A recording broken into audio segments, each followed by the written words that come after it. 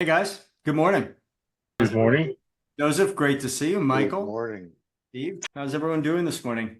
Joseph, I was just quickly trying to create that link for you. I'll send it to you as soon as we're done. I'd be happy to Yeah, I actually figured it out. I understood what you meant on ChatGPT, but it worked. it Thank worked. you. Good. Excellent. So what Joseph and I are discussing, guys. Hey, Bob or Kathy or Bob and Hello. Kathy. Good morning.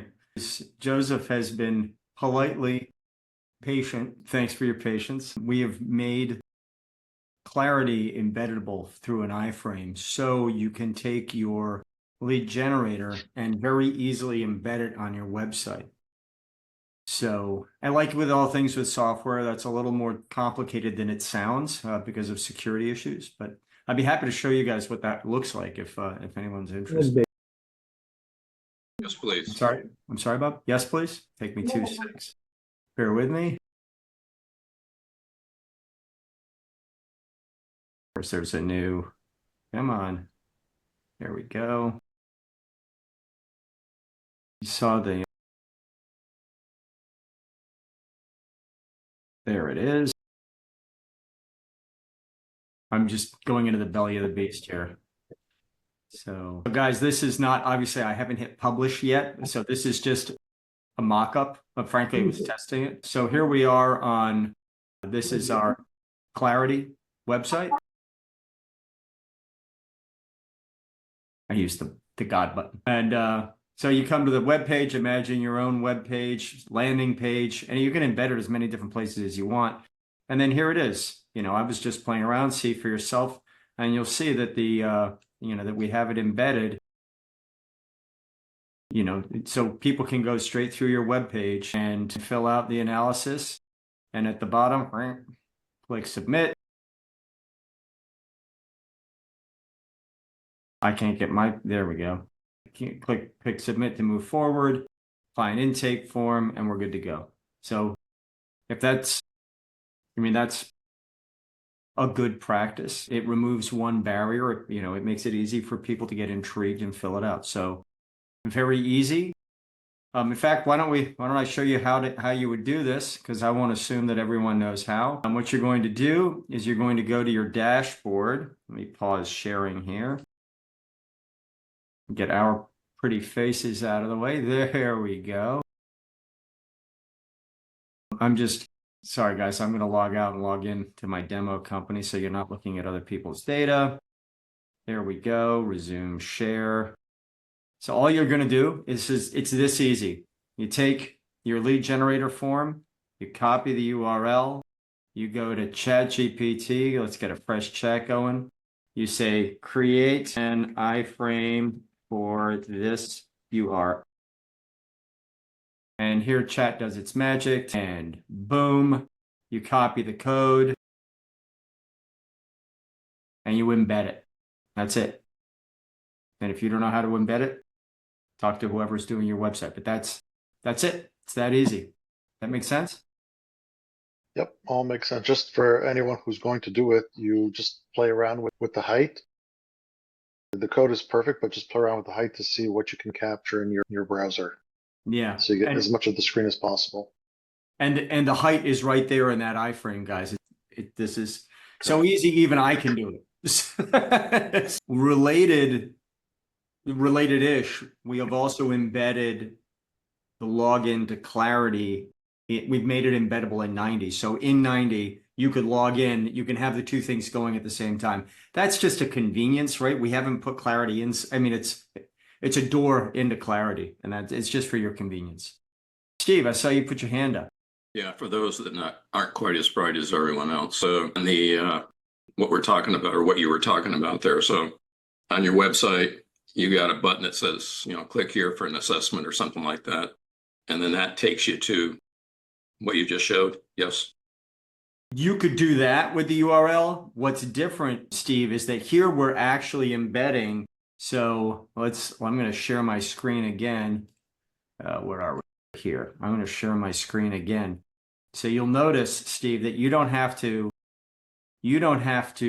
click anything. I'm here on the web page, And so I can click get a demo, but I'm scrolling down. Look, man, there's no button. It is right here on the web page. And I need to mess with the height, as Joseph pointed out, but all the questions are right here. Oh, no, I don't. And you can fill them out right here, live. And then you click next and you would go to the client intake form, click submit, they get their, so there's no barrier. You are presenting this information right on the website. Who does this? So this is another page on your website. Yes. So I'm just going to embed it when George, you want me to share my screen? I can show them what I did. Love that. Thank you, Joseph. A lifeline from Joseph Frasco. And this is a lead generator form, right, George? Yeah, it is, Mike. No, it's not the full. Okay. Okay, just let me know when you can see my screen. So what I We did is the following, and we're going through a rebranding, but leave that aside. So at the bottom, we've got, get a custom plan, so whatever.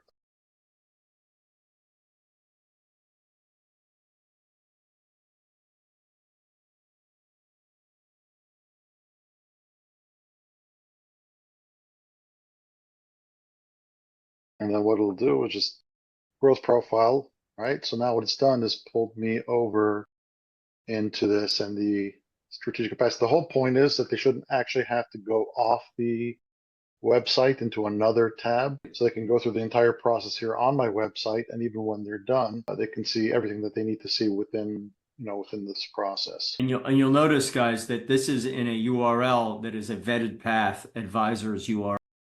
So they're staying on property. Correct. Okay. That makes Thanks, sense. Joseph. Joseph put it behind No a problem. form. Great. You can do it. It's in your hands. Right. I always make sure I collect their email information, because what ends up happening is they may go through these questions and then stop and not finish. So that at least gives me an opportunity to have a follow-up just in case they don't finish. We notice that you started, you didn't finish, Yeah. so on and so forth. Like yesterday when I filled out my shopping cart and didn't push purchase, and I get an email saying, "Hey, you forgot something." Well, you know I'm what? glad I'm That's not the only one who does that. that is in all likelihood my son Luke is working for. You're going to like this one. They're a startup. They're going to do $1 billion in gross sales this year. I'm like, that's not a startup. That's a blow up. You're on the other side of the IPO, so I love the mentality. I know what you're trying to say, but that's those technologies. One of the leading technologies is called Klaviyo, and it's their biggest outside investor is Shopify. And yeah, hey, you forgot something. Ooh, hey, how about 5% off? We'll give you a free pair of socks. Yeah, they're gonna follow you around. That happens to me a lot. Yeah. I start filling my shopping cart and then I get distracted and I just don't go, I forget to go back, or I decide not even to do anything, but I just kind of put things in that cart and I just abandon the project, if you will. And then sure enough, I get a text or an email saying, "Hey, we saw that you left." So what else do we have? Guys, I'm going to say it again. Thank you. The summit was over the top. And I had someone call me yesterday and was just the guy who's about to join. And we're on for next year. The dates are on the website. The dates are in Circle. It is the last 2 days of September and the first day of October. I'm conscious of the holiday that starts on October 1st, and we will plan accordingly. Where's it going to be at, George? We're going to do it again here in Charleston. People were thrilled with Bob was here. The Mills House did a great job, and we're going to be in the ballroom though, Bob. Go ahead, Bob. You're on mute, my man. Bob, you're on mute. I've been trying to find the 90 tool on the website. Where is that? The 90 tool on our website? Or is it not on our website? It's not on our website. There's a page where we discuss 90. 90, you would sign up. So here's how it's going to work, Bob. We're going to sign up in cohorts. And Okay. We'll put the first cohort together here pretty quickly, because I think there are a lot of you guys who were using 90. So we'll do our first cohort. Our implementer just was out of town for the best possible, other than having a baby, the best possible personal reason. So when she gets back, gets her feet under her, you're going to see an email about a launch Okay. we're going to do with 90. And that's probably as early as next week, Bob. That's fine. I just want to make sure I wasn't missing it or something. You weren't missing it. But I should put a link to sign up. I'll ask them for, we're not an affiliate, but some kind of, so that they know this person came from Growth Drive. So because it's free for you, there is no affiliate program, right? You guys sign up, get your account set up, and when you put a client on, the client has 30 days. If they stick past the 30 days with a credit card in the system, when they stay past 30 days, and it's very inexpensive, it's $16 a seat, and then you receive a $500 thank you very much check from 90. Well, what happens if they're already on it, George? All Kathy's clients are on 90. It's not. It's got to be new. It's got to be new revenue for them. Yeah, it's probably Yeah, new revenue. you should be. They also have an affiliate program there, George, and I don't know that I'm in that we actually continue to get revenue from that participation and that member. So I get checked on my guys. So it's something Kathy should look into that they offer for affiliates outside of Growth Drive to look at, because they do give residuals to coaches on their on getting clients to sign up independent of Growth Drive. Does that make sense? Okay. And Yes, I think thank you. Teresa could be the one, but you should have somebody else assigned. There's somebody that name escapes me right now, but I can give Another you, guy my named Grant. contact is Tom Brinson. It's called the partner program. If you'd like, I can just put it in the chat. yeah, that's a good one. Then there's a guy named Brandon Snyder that's also trying to promote. Guys, before we get the cart ahead of the horse, in terms of the Growth Drive, let's please not hit up 90. Please wait Okay. for us to announce it. That's what they've asked us to do, and I'd like to respect that. Brandon is, you're absolutely right, Joe. Brandon is going to be, right as of right now, he's the guy who's slated to do, we're going to do a joint webinar. But I don't want to do is be the community that sows chaos. So they're doing a lot of heavy lifting, and I just want to keep it in process. Growth Drive, folks. I'm just sending her a note right now. So you guys talk amongst yourselves. Keep getting rain alerts and tropical storm warnings on my phone every 10 minutes. Although we're on the other side of this massive hurricane, it's just people are panicking. Michael, you down in Florida? Yes. So But sounds like they ought to be. I'm just south of Boca, Joe. So I'm just south of Boca. So I'm on the east side, but this storm is huge. I mean, it's gonna go through Florida, but we're gonna, even on this side of the peninsula, we're obviously going to get some effects, probably tropical storm conditions, 30-mile-an-hour winds, rain. But everybody, I went to Costco the other day, and there was no more water, no more paper towels. I mean, people are cleaning out the shelves as if they never shopped in their lives. But it's crazy, man. And this is the second storm to go through there. I guess insurance rates are definitely going up down here next year. Wow. Okay, there we go. Anyway. Yeah, it's a monster too. I mean, a Cat 5. It's no bueno. And then 14. There's another one behind it too. I'm like, crazy stuff. It's crazy stuff. Well,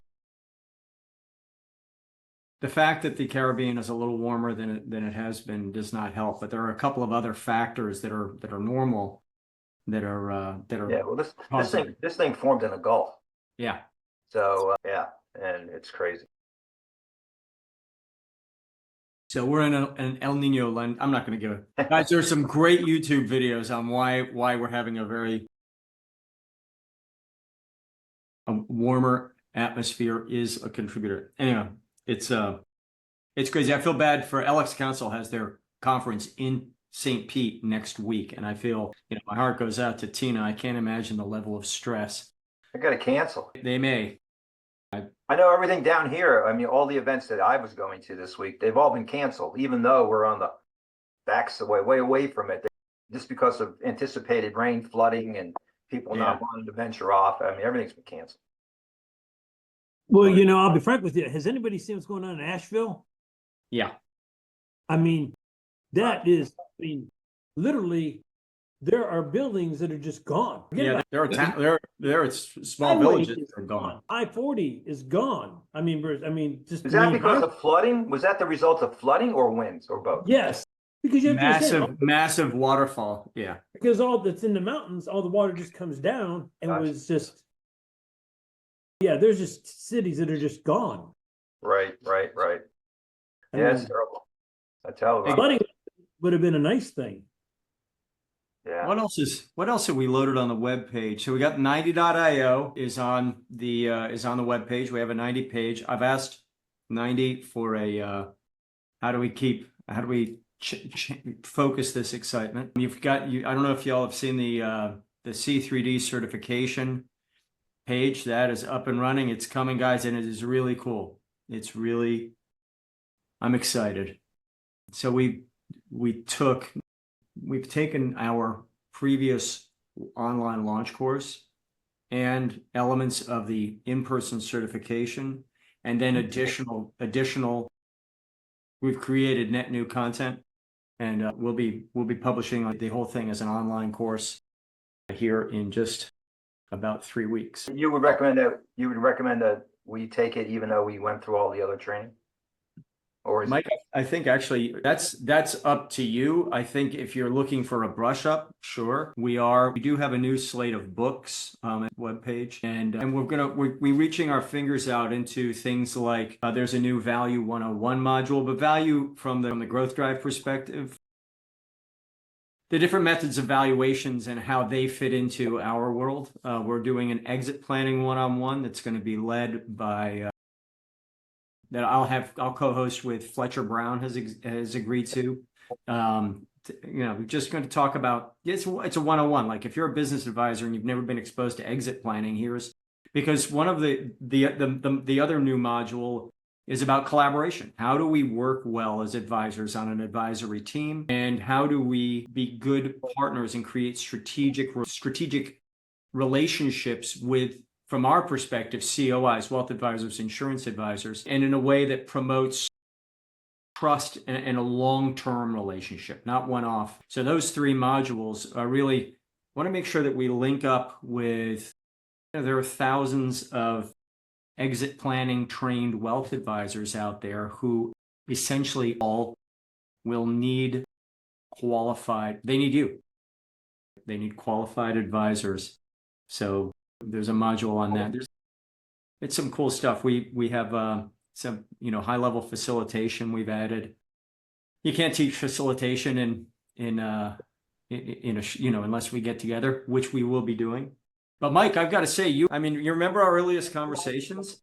You've got this, man, and it's great. I don't know if I got it. I know what the issues are. Like it's kind of interesting because our next EPI chapter meeting down here was scheduled for this Thursday, but we're canceling it. But the premise of the meeting, the purpose of the event was to do a case study. And the first part of the case study was presenting a hypothetical situation where you've been invited by a client's CPA has gotten your name from one of his contacts. And the client's CPA has a client that needs to go through the exit planning, this whole process. And we're going to talk about when you go to that meeting with that CPA, who is the gatekeeper, right, for the client, what do you go with? I mean, what does the conversation look like? What do you bring? What do you say? So that the goal of the meeting is how do you get yourself on that team? Convince the CPA that you need to be part of that team, and there needs to be a team approach. So that's kind of the premise of the meeting, is like, how do you get into that conversation, and what do you say?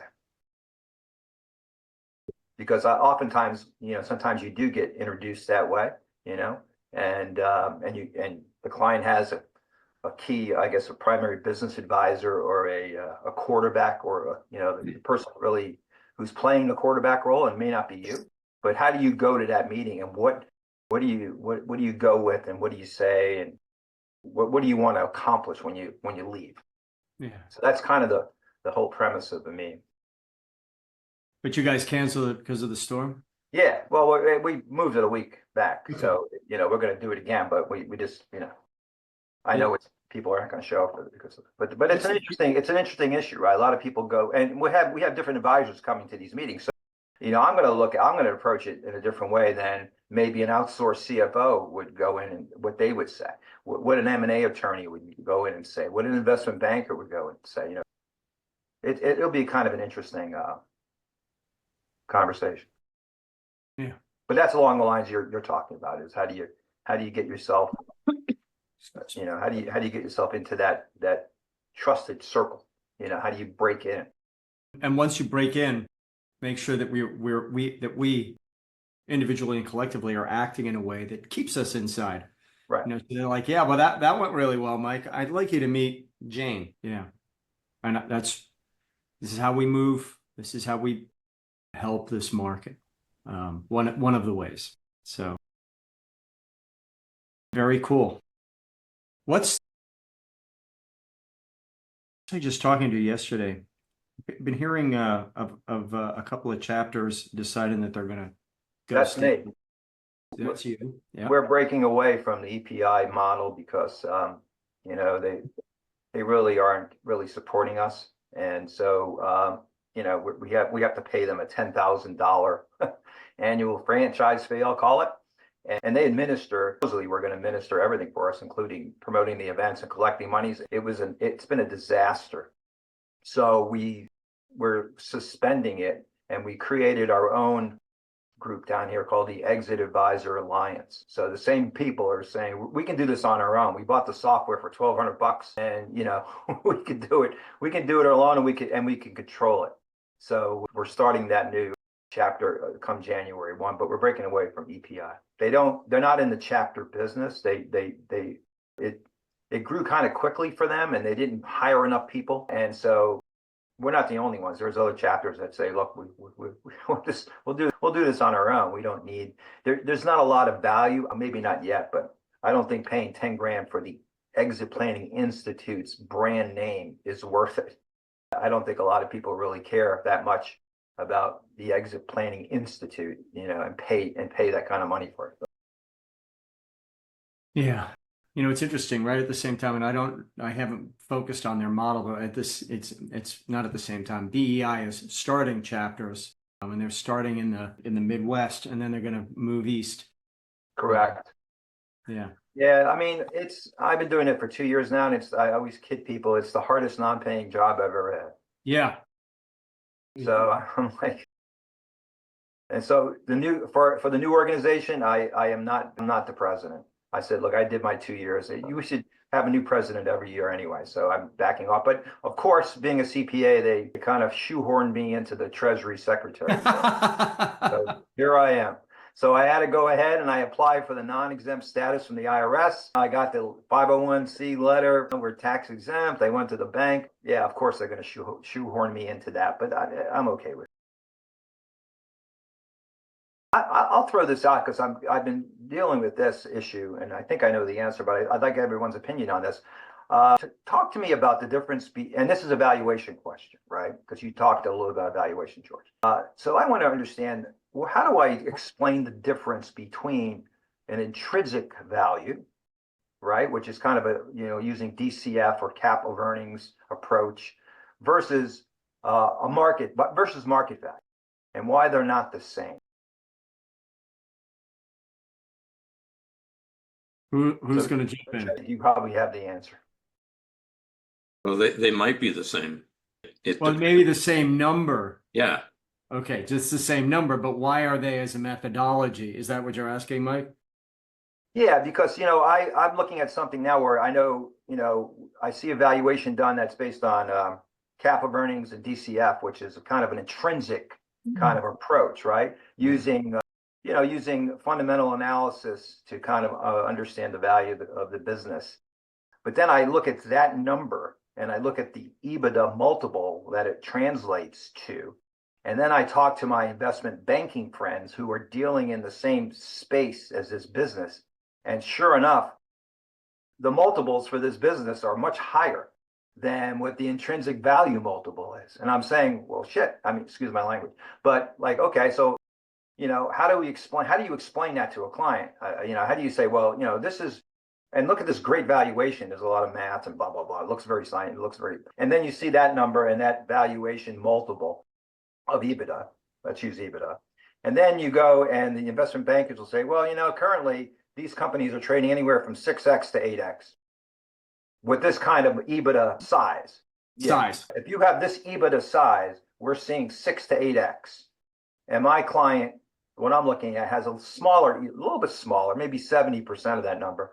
But I'm coming up with an EBITDA number that's 5x. I'll give it a shot. Yeah, Joe, I that's why I want to take advantage of your and same thing with Steve and all you guys. I'm trying to. So I think there are two that the valuations are used differently. I think that's really the key when you have the conversation with your client. There's one thing in terms of what can I sell it for today, and there is a separate component in terms of how do I use valuation as a tool to grow my business. And the basic element that DCF or intrinsic value provides you is the ability to focus on a handful of future-looking assumptions that gives you the ability to create what I would call a strategic focus or a strategic vision. Those elements are the conversation that you have with your client. What it will sell for is, really dependent on what's going on in the markets. I mean, there's even, for example, whether it was, you could have had a great business and then COVID hit and may have impacted logistics and, profitability went down. Then all of a sudden, the valuation goes down or honestly, what's the flavor of the day in the private equity or family office market? Let's be pretty blunt. That changes all the time. It's nice to know what your business might be worth in the market when you're ready to sell. And you could use that as a kind of, let's say, a boundary, an outside boundary for what might be at any given point in time.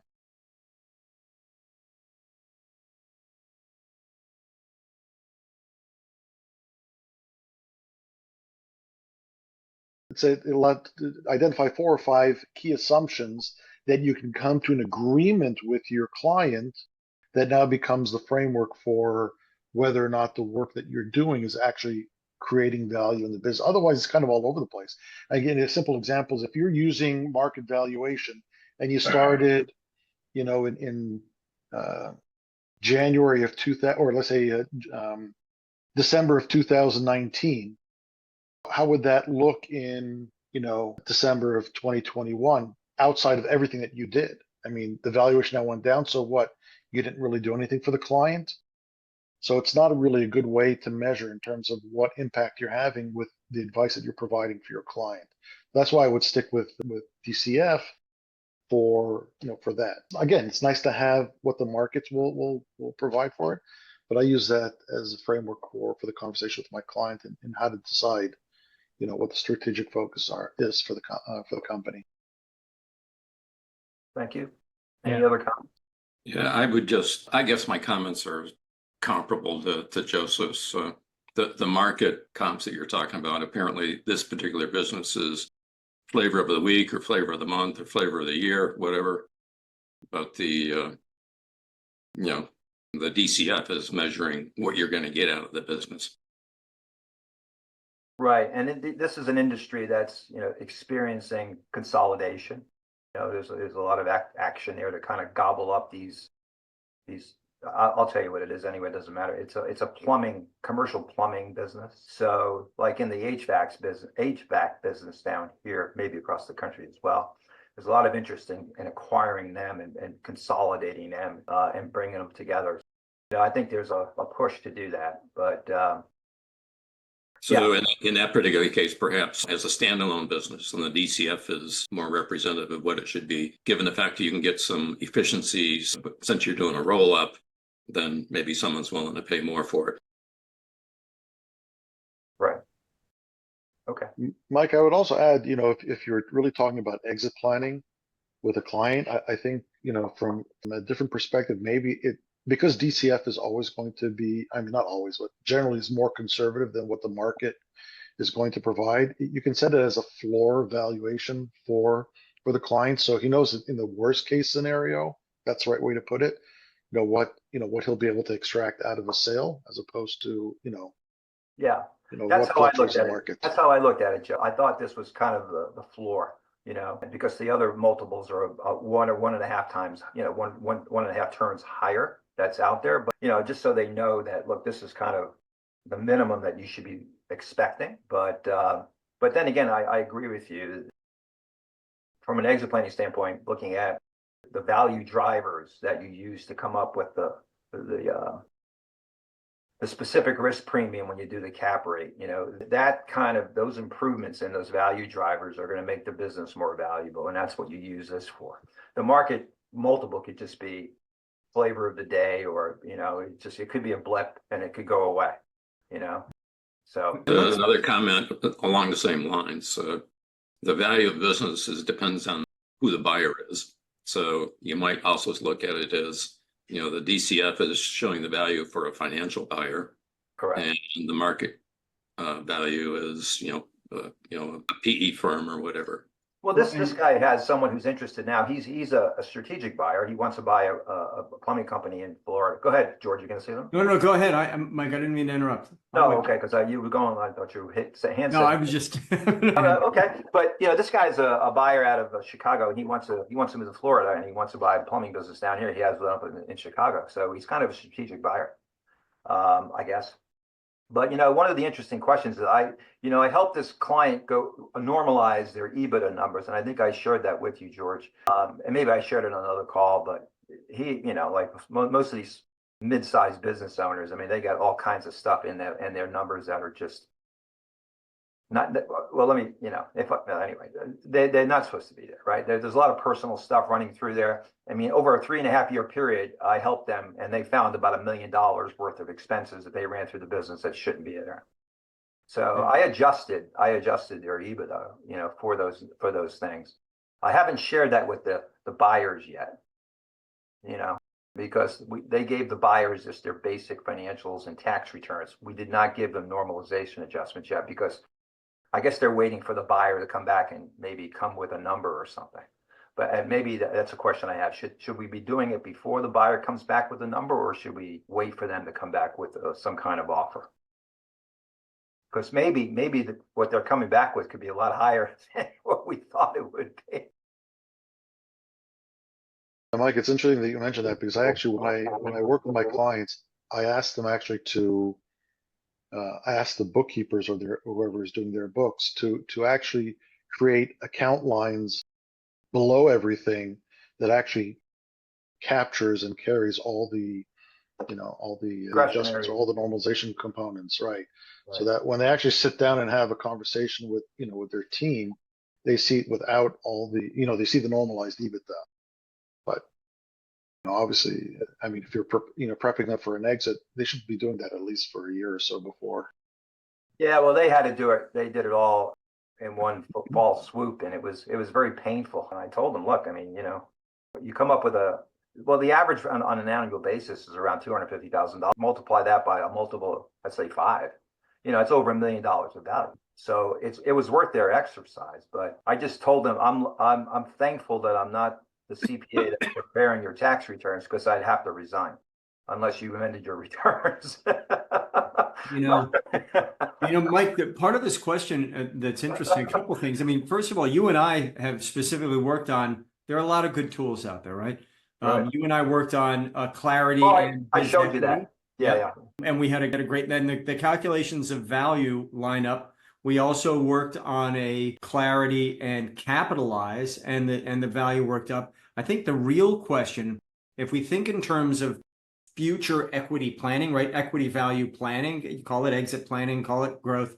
But if we talk about a strategy to grow transferable value, one of the things that a DCF doesn't give us any place. I mean, it gives us a lot of numbers. And if you look at either a biz equity or a capitalized report, it is number centric. It's not CEO speak, it's really CFO centric. And a lot of guys struggle to explain that report, even guys with you know, decades of experience. It's a hard report to explain to your client, where I hope the Clarity level 1 report actually, you know, the client could read it. There's a lot there. I agree. It's a George report, but at least it explains what's going on. I think what's important is that with a DCF, we can see which numbers we want to change. When we look at a market comp, the way Clarity does it, we actually see the buttons that we can push, the levers that we will pull to grow profits, which drives up our DCF, right? To grow gross revenues and to increase margins to above the industry norm. You know, what levers are we going to pull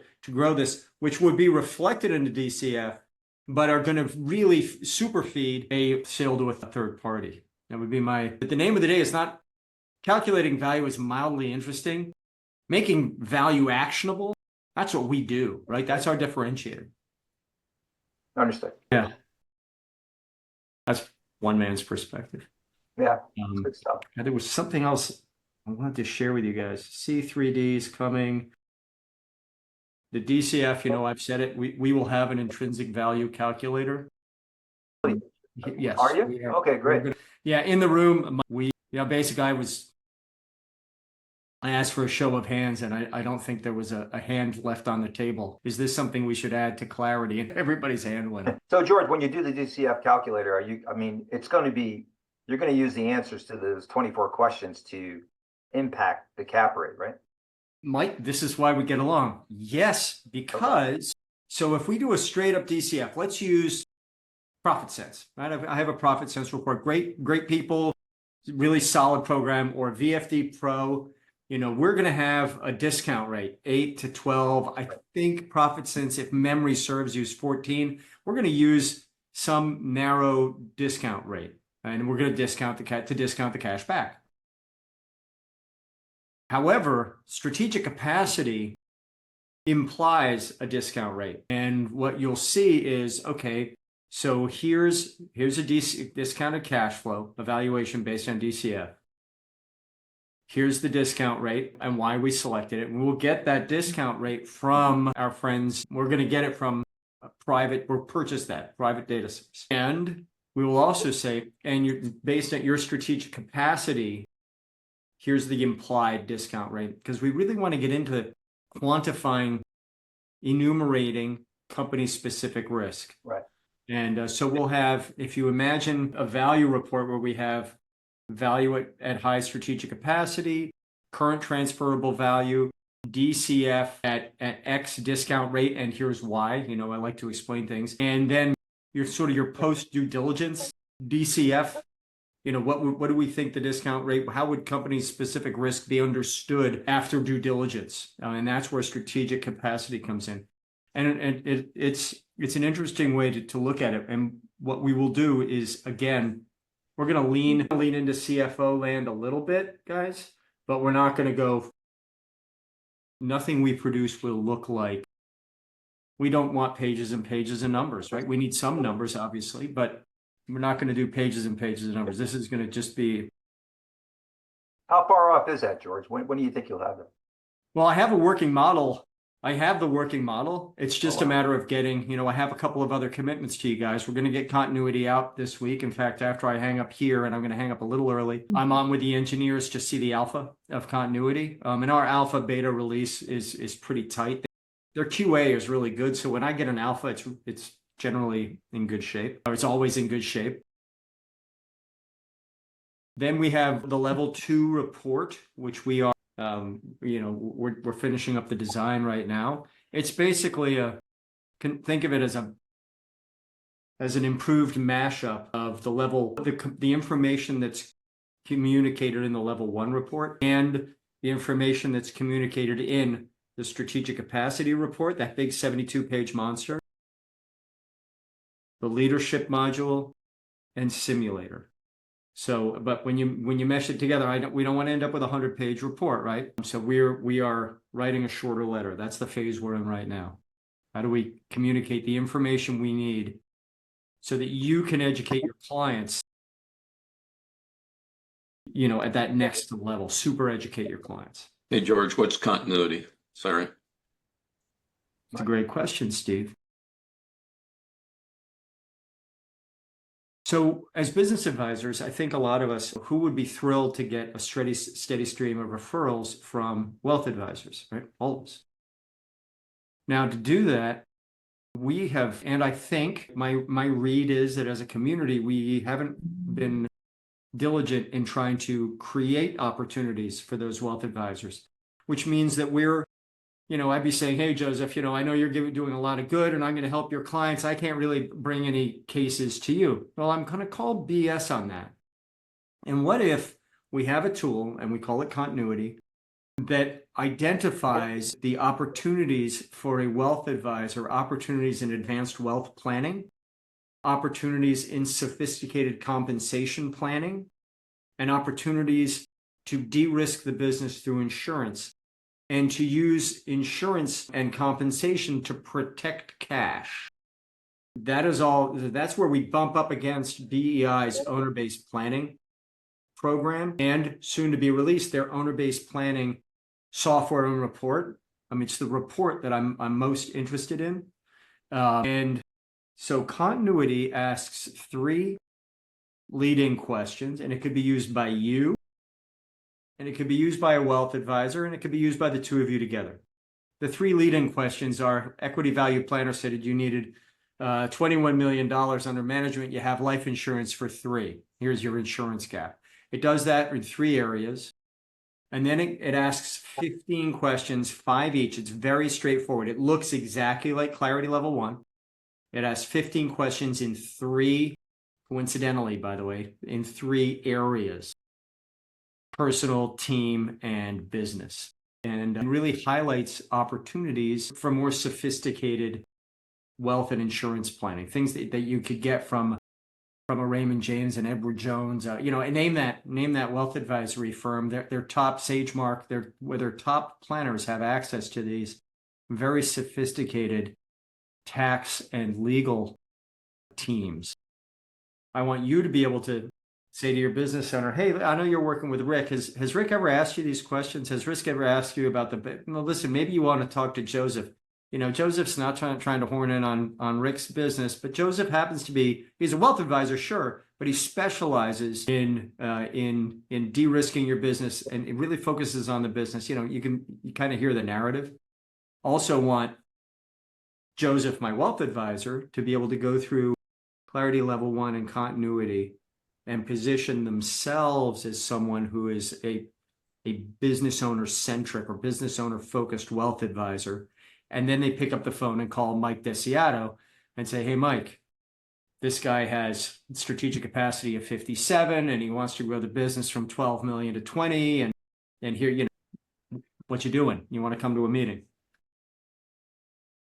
We're going to use this as a hook. Steve, you asked a simple question, but it's our hook with wealth advisors. It's our handshake with wealth advisors.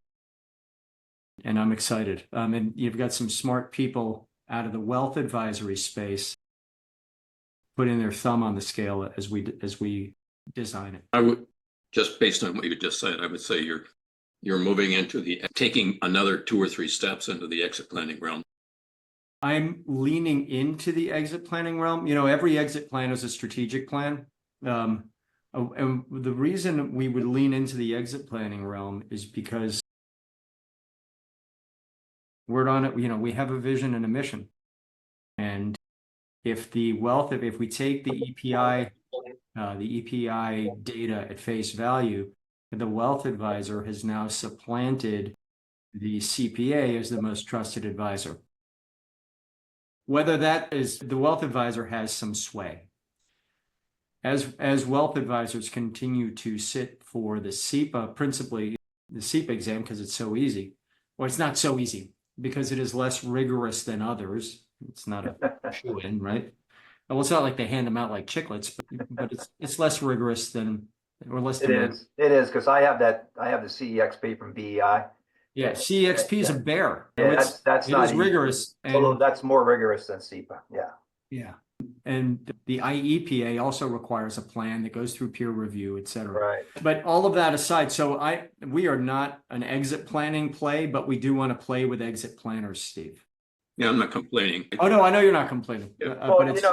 But George, if you remember John Brown's 7 steps, right, in the exit planning process, right? You're in step number 3. You're in maximizing and protecting business value. I mean, that's what you do. So you're smack right in that process. I mean, so you are in that world. You're one of the major components, right? Because that's That's one of the And- things. Actually, you're kind of in the first three steps, right? I mean, with that equity value tool, you kind of help an owner figure out where they are today and where they need to be, and if there's a wealth gap. So you have that tool, right? Yes. And once you measure that gap and you measure the value gap in their business, which is Brown's first two steps, right? What do you got? What do you need to have? Then you focus on the biggest asset you have to close that gap, which is your business. So then you're playing right there. You're kind of in. I see you as being the first three steps of his process, if I can call it his 7-step process. And then I of course, agree. now you're getting into continuity planning, and that's his fourth step. So you're deep in.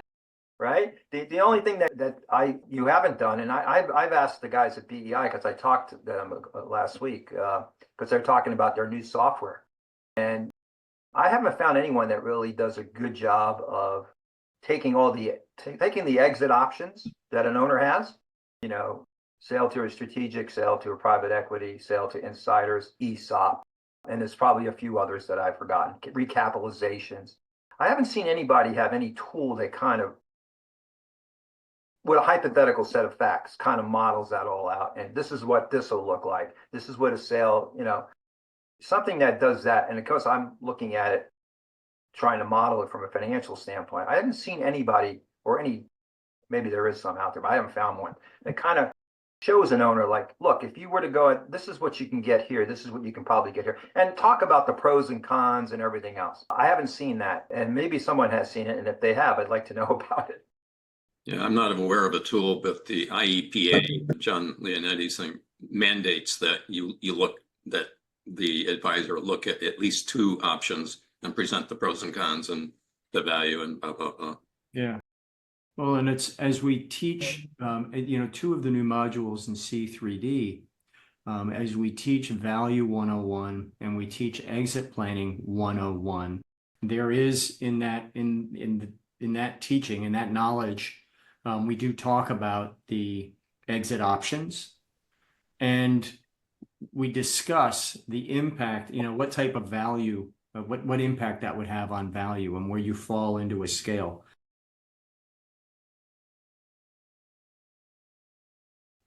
Wouldn't it be cool if a tool could calculate those? Stay tuned. And George, you ought to think about, I've thought about this for you. Why don't you come up with a designation that you grant, just like the other outfits do? That's what C3D is, Mike. It's going to be called C3D, Certification in the Three Dimensions of Business Growth. And it's, it's pretty rigorous, guys. It's online, self-paced. So, kind of taking, EPI, for example, has been very successful with that teaching model. Great. And then we'll have cohorts of folks where we offer quarterly 4 live webinar workshops where we're going to cover classes 1 through 4, 5 through 8, etc. on those days. Those are optional, right? It's kind of like law school. You don't have to come to class, but you got to pass the exam. And then we will have a written exam, and that's great. And that earns you successfully complete and we're going to graduate C3Ds. That's great. The next step is to submit a strategic plan for peer review that is going to get you, your first Dan as a black belt. And stay tuned. I will say that to maintain your status as a C3D will require the submitting of cases and participation in the community. I don't care about selling people continuing education. I do care about you taking what you learned and using it in the market. And the only way to really test that is to see activity and clarity, bona fide activity and clarity, submitting cases, right? And, sharing. We're a community, and those cases allow us to, on an anonymized basis, share our collective experiences. So does that all make sense? Yeah, George, I have a question about certifications in general. So Sure. even, for example, the SEPA, right? SEPA has one, EPI has one, BEI has one. To a large extent, as a practitioner, what's the real benefit other than just being able to put a couple of initials at the end of your name? Because Yeah. the clients don't really understand what it means. Yeah. And they don't care. I'm not even sure they care, right? Yeah. So the question is, what's the purpose? What's the ultimate goal here? I'm so happy you asked that question, Joseph. Well, So I'll take a let's shot. say, I'll take a shot at that because I have both the Go ahead. CEXP and the CBGA too, by the way, which good, Ken's good stuff. Yeah. and Ken stuff. And I just say, I have 3 certifications in exit. I kind of use it as a credential. I'm credentialed in exit planning and value growth advisory, and I have 3 certifications. I throw that out there, kind of like I still am a CPA, kind of like I use the CPA credential. It kind of in my head, I'm hoping that it elevates me in their minds as being someone who has training and sophistication.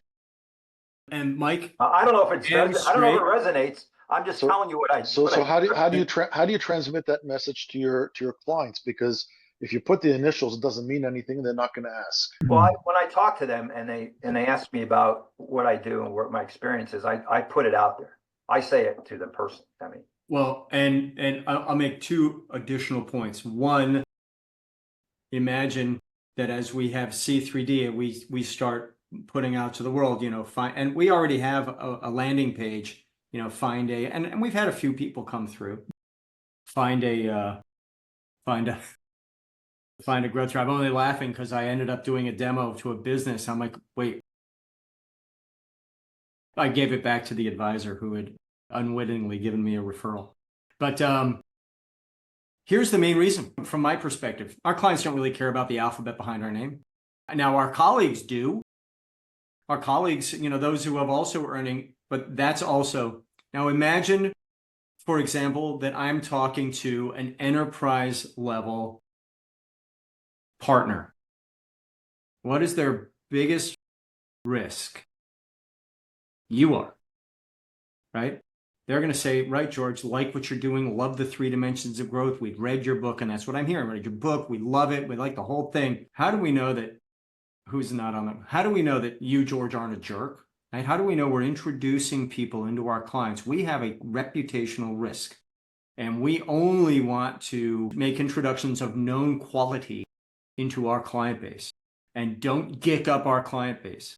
Which is so my answer, and this is exactly what they need, what they value. And the reason that they will invite you guys in is, well, let me tell you, Mike Desiato was 42 years in public accounting. He has the following designations. He's never been incarcerated. He's got all of his teeth. You don't know he's that. a very smart guy. And I said the guy who just lost 2. And in terms of growing profits and value, Mike is an active user of the Clarity software. That's what he'll use with his clients. They see a standard process. Mike has completed our onboarding launch course. Mike knows how to open the box and take it out. And Mike has successfully earned the C3D designation, which he maintains. And in fact, Mike is on the path to mastery. He has submitted his first case. So now they're like, okay, so, and they will go through C3D as well. They will participate and complete. And so now they're like, okay, we need to be able to check a box. Mike looks and smells the way we want, and he uses a process that we understand and that we can teach so that then the collaboration is using a common language. That is why C3D exists for me. Does that make sense? I have another obvious comment, George. Sure.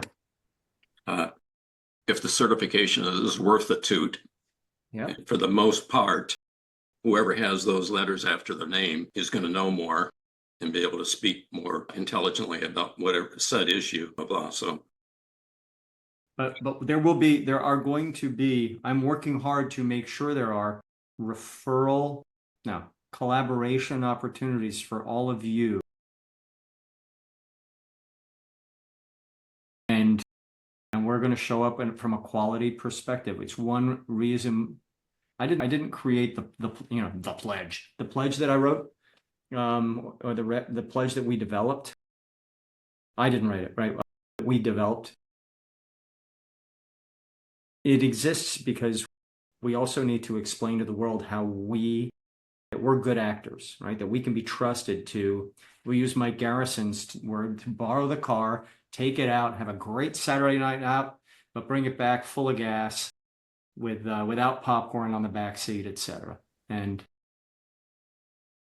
then things, for example, the pledge, which I actually take, not actually, it's very serious. It's 5 things we promise to do. 5 things that our collaborators, though, the wealth advisor, for example, promises to do in return. And if you haven't seen it, it's out there. I can post it in Circle. It's in the BEI. Where the heck did I put it? It's in something. I've been publishing so much stuff that but it's out there, guys. And I'll publish it. I'll just put it under the pledge in. I think I put it under the pledge in. It is in the community. Sorry. Sure. Just kind of as a last thing to throw into the call before I think we all hang up. One of the things that I actually do with all my potential referral partners is that I actually ask them to take someone that's very close to them, that they have a very strong relationship with, that they've done this process, that they've been with them for a very long time, and say, let's do a test case of before and after. So let's take some of their information from 3-4 years ago, run through, for example, a Clarity or whatever, from 3-4 years ago, and then let's see what the responses were and what the plan would have been. And now let's look at, where they're at now and see how that kind of overlays in terms of what they should have known and they could have known, or what they've experienced over the last 4 or 5 years. And usually you're going to pull out, 1 or 2, sometimes even 3, very, very upfront things that, yeah, that's exactly, what we've experienced. And the response is, okay, so now you see, what the process would have brought to the surface, how you would have been able to address it, much earlier and saved a lot of money and time and effort and so on. And then, get them comfortable with the process that you're going through, but let them use a test case of somebody they're close with or they have a very strong relationship with, because it doesn't have a lot of risk for them. It could be, a client they've had for 20 years that, they're very close with for a long time, or very close, whatever, any type of close relationship that they can leverage off of, that you can actually run that test case. I find it's probably gonna be better than trying to educate them on the overall process. That might take a long time. Yeah. I love that, Joe. It's kind of a riff on something we advocate doing. Sit down with a COI and Well, it could be the accountant, it could be an attorney, it could be anybody. It doesn't really matter, or a wealth manager even, if they want to get a sense in terms of, of what's going on. I mean, you can always get financial statements from, I mean, not always, but you usually can get some type of financial information from 2-3 years ago and where they are today, answer the questions, where they were 3-4 years ago and where they are today, and kind of see, what would have evolved and what would have come up and how those issues were addressed, if they were addressed, and how they might have an impact. I think those are the kind of things that I think work very, very well with referral partners, because they have a better sense in terms of, what's gone in the life cycle of the client. And I think that also helps mitigate the risk. Love that. Love that. Thank you, Joseph. Hey guys, I've got to sign off. Listen, gentlemen, great conversation. Thank you very much. Let me know how we can help. Anything I can do to help you, please let me know. All right, guys. Have a Thanks, good guys. week. Bye, Thank you. Mike. Yeah. Thank you, sir. Mike, you and I have a meeting on the books, right? Yeah. I wanted to go over some of the stuff with you, but we'll talk. Yeah. Sorry about the other day. I ended No, up. it happens. I ended up going in the other room and I fell asleep instantly and for like an hour and a half. No worries. No complaints. It happens. It does. I'll see you a little later. All right, man. Be good. Bye.